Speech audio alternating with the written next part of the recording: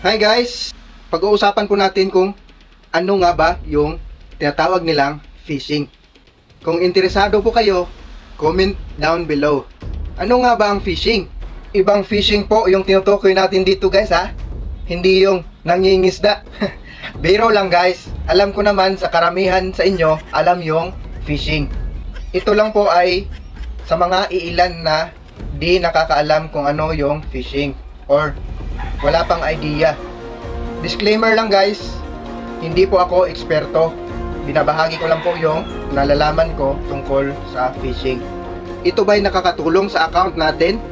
Nakakatulong ba ito sa komunidad natin? O ito'y perwisyo lang? Kailangan ba natin malaman ang ganitong bagay? O baka naman, biktima ka rin ng isang phishing? Alam nyo guys, marami nang nabiktima sa phishing. At isa na nga ako dito.